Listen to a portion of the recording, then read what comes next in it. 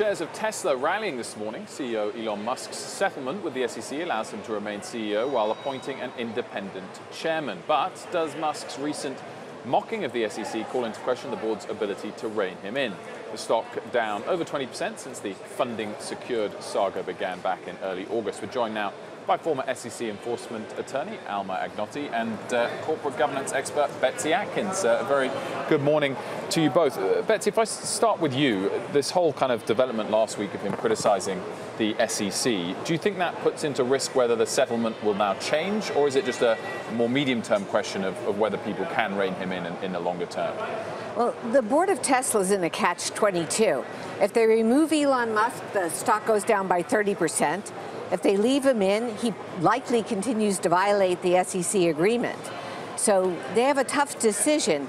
And I think that likely, iconic tech companies go through leadership transitions. Apple has, Microsoft has, and they're through their innovation cycle. Now it's about operationalizing. Alma, former SEC enforcement attorney like yourself, what's your reaction when you saw those tweets from Elon Musk so clearly targeted at the SEC itself? The issue, they're not going to take that personally. But the issue is the judge going to approve this settlement because the judge may have real concerns that Tesla will be able to do anything about his tweets. And social media is particularly difficult to pre-clear or to approve in advance unless he's willing to cooperate. And this is kind of a signal that he may not be willing to cooperate. So that would mean that the deal that Tesla and Musk have made with the SEC goes away? They're back to square one? It could. I doubt that will happen, but the judge will have to take that into account before she approves it. Betsy, you frame this as a dilemma for the board about whether to remove him or not. Why can't they just remove him from Twitter? I mean, don't they have that power to do that at least? They don't. And in fact, it's not the role of the board to review the tweets. The board should put a mechanism, an oversight compliance mechanism, but that would be implemented likely by the general counsel, who probably won't succeed. Likely, he says he's naughty by nature, and he's unrepentant and gleeful when he says it. I don't think he's going to stop tweeting, and I don't think the SEC... So you're on the WIN board. What would you do if you were on the Tesla board? Oh my gosh. I would try and get a really strong manufacturing-oriented, successful chairman like an Alan Mulally who led Ford or Jim McInerney who led Boeing.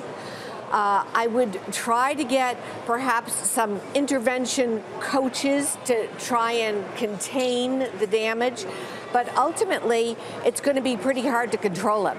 Unless you remove them. Sorry, you said the SEC folks won't take this personally the way that Musk has tweeted at them.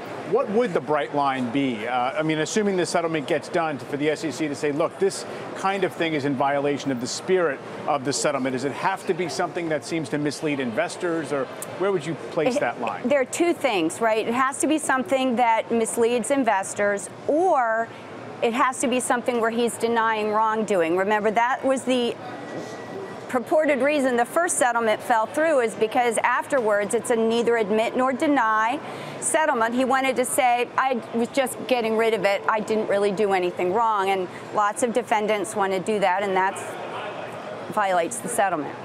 In terms of where we head to here, Betsy, what's your take as to how quickly or likely it is that the board takes the sort of actions that you're suggesting? I mean, it felt like they've been slow to react over the last 6 to 12 months anyway. Are they going to kick into action now, do you think?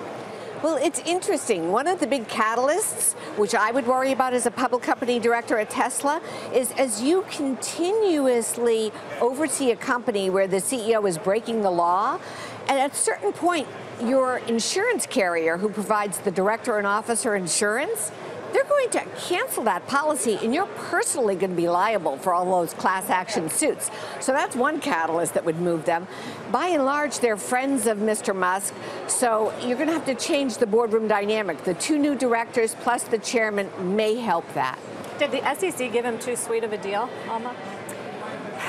The SEC was trying to balance additional harm to investors from removing him with trying to manage him. I don't think they gave him too sweet a deal at the time. But if this keeps up, the deal may get more difficult. And as we talk about the judge approving or not this settlement, each of the parties has to essentially make the case that this settlement is proper at this point? Is that how it works? That's right. The judge wants a joint letter, so they have to agree. That letter will probably be more difficult for the lawyers and the SEC to agree on the language than it was Wednesday. Betsy, our own Phil LeBeau just pointing out that Mullally is on the board of Google, likely Yes. to leave that if he was to take the chairmanship of Tesla, which I thought was interesting. Just going back to your comments just now about the broader board and whether they're covered by insurance or not, do they have to own up and take responsibility for a lot of the troubles of late, regardless of what they do going forward? Are they to blame as much as Elon Musk for the last 6 months of happenings at the company? They're going to have to answer for it. There'll be class action lawsuits and then aimed at them specifically derivative lawsuits. They currently have insurance, but they are culpable.